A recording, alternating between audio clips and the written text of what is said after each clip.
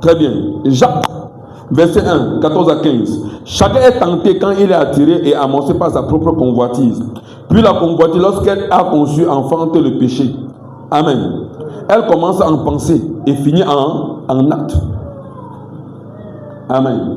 La pensée que vous voyez là, vous devez pas mettre n'importe quoi ici. Amen. Et les vidéos que vous voyez là, des enfants qui ont les téléphones portables là, à gauche, à droite, tout qu'on sort.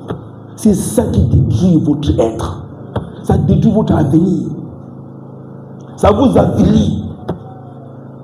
Frère, vous ne voyez pas une soeur comme un être humain. Vous ne voyez plus les filles comme des êtres humains. Vous les voyez comme des objets de plaisir.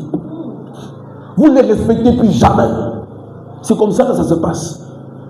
Et sœurs, vous ne respectez plus les hommes. Ce sont seulement des objets que vous devez utiliser pour avoir l'argent. Suivez-moi bien, dans votre esprit, il y a quoi? Aujourd'hui, par exemple, c'est devenu le spectacle sur les réseaux sociaux. Suivez. Mais Dieu ne change pas sa parole. Amen. Pourquoi c'est un piège? Suivez-moi bien, pourquoi c'est un piège pour vous? Ça ne se rassasie jamais. On se comprend?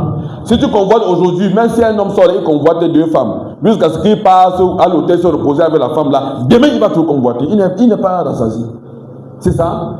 La convoitise ne rassasie jamais. Si ça vous a rassasié, vous me dites. Ça te vole la joie. Amen. Tu ne peux pas être reconnaissant. Quelqu'un qui a envie, qui convoite, ne peut jamais apprécier ce que Dieu lui a donné. Amen. Il apprécie, il convoite pour les autres. Pour lui-même, il ne voit pas.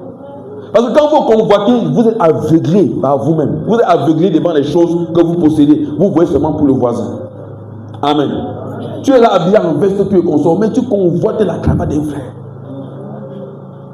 Mais tu ne vois pas que ce que tu as là, Dieu t'a déjà beaucoup béni avec ça. Mais c'est la cravate là. Pourquoi il a porté, c'est moi je n'ai pas. Puis je ne suis pas content. Je ne suis pas un enfant. Vraiment, je suis un enfant qu'on m'a élevé comme ça.